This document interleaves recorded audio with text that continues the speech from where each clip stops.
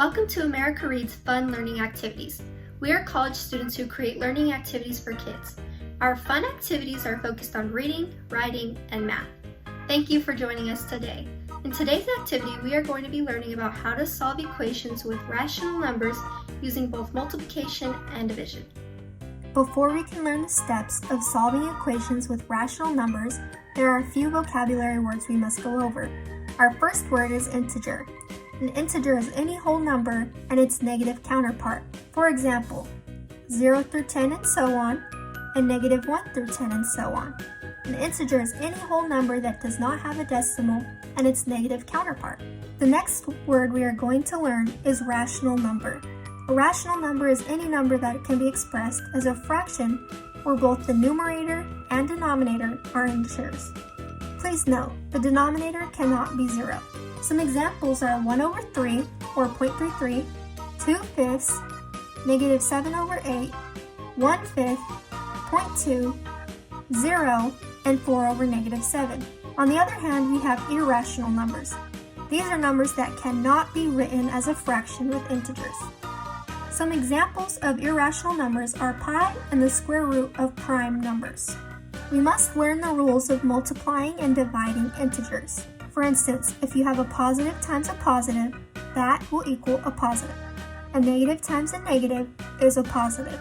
A negative times a positive or a positive times a negative are equal to a negative.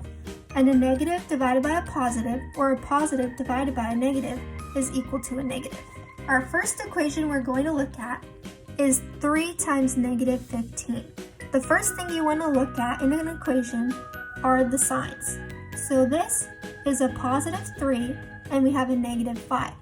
We know that a positive 3 and a negative 5 is going to equal a negative. After we look at the signs, you just look at the numbers. 3 times 5 is 15.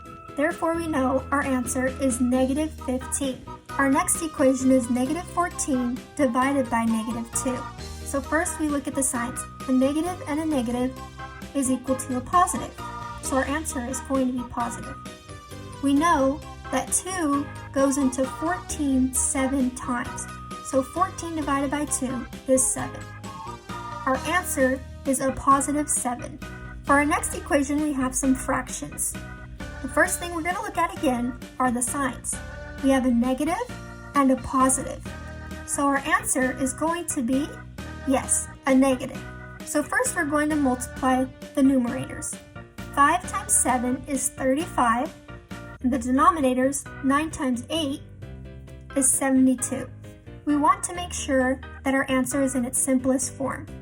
Because these do not have any common factors, this is going to be the final answer as it is in its simplest form. Negative 35 over 72. Our next equation is 4 over 9 times 6 over 9. So when we look at the signs, we see that we have a positive and a positive. Now we're going to multiply the numerators. 4 times 6 is 24, and 9 times 9 is 81. So now we need to identify the greatest common factor so that we can simplify. The greatest common factor for 24 and 81 is 3. So we're going to divide both the numerator and the denominator by 3. This is equal to 8 over 27. Our final answer is 8 over 27, and it is positive because remember, we do not have any negatives in this equation. Our next equation is negative 4 over 7 divided by negative 2 over 3. So first we look at our signs. A negative and a negative is equal to, yes, a positive. So when we're dividing fractions, we must first flip the second fraction. So this means we're going to put the denominator on top and the numerator on bottom. So this will turn into negative 3 over 2. The first fraction stays the same. However, we change the negative sign from a multiplication sign. However, we change the division sign to a multiplication sign. 4 times 3 is 12, and 7 times 2 is 14. We now must simplify. We're going to divide by the 2 on the top and divide by 2 on the bottom. 12 divided by 2 is 6, and 14 divided by 2 is 7. Because this cannot be simplified further, 6 over 7 is our final answer. Our next equation is negative 3/4 times negative 4/5. So we're going to look at our signs a negative, and a negative. And what is this equal to? Yeah, we know by now, a positive. So, we're going to times our numerators, and this is 3 times 4, which is equal to 12. Then we have 4 times 5, which is 20. And now we're going to simplify. Both the greatest common factor for 12 and 20 is 4. 12 divided by 4 is 3, and 20 divided by 4 is 5. And remember, our answer is going to be positive, so our final answer is 3/5. Our next equation is negative 3/5 divided by 9/10. We are first going to look at our signs. We have a negative and a positive. A negative and a positive is equal to a negative. So we are now going to flip our second fraction because this is a division problem. So this will turn into 10 over 9. Our first fraction stays the same, and our division sign is going to turn into a multiplication sign. So now we're going to times our numerators, 3 times 10, which is 30, and 5 times 9, which is 45. We now must identify the greatest common factor. The greatest common factor is 15. 30 divided by 15 is 2, and 45 divided by 15 is 3. But remember, because we have a negative and a positive, our final answer is going to be negative.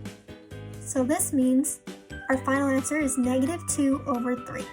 For our next equation, we have 6/7 divided by negative 4 over 9. So remember, identify your signs. We have a positive and a negative. So this means our final answer will be negative. And because we're dividing, we're going to flip this second fraction, which turns into negative 9 over 4.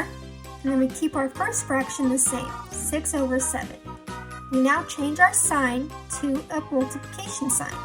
Multiply your numerators, 6 times 9, this is 54, and your denominators, 7 times 4, which is 28. Our last equation is negative 2/5 divided by negative 4/5. So first we identify our signs, negative divided by a negative, which is equal to a positive. Now, because this is a division problem, we're going to switch our second fraction. This is going to turn into 5 over 4, and of course it's negative. We keep our first fraction the same, negative 2 over 5. And we switch our division sign into a multiplication sign. So now we're going to multiply our numerator, 2 times 5, which is equal to 10, and 5 times 4, which is equal to 20. So we have a positive 10 over 20. Now we must simplify. The greatest common factor for 10 and 20 is 10. 10 divided by 10 is 1, and 20 divided by 10 is 2. Our final answer is positive 1/2. Thank you for learning with us today. We hope you come back and learn some more. Please comment down below if you have any questions, and like and subscribe to our channel. And we will be back with more videos.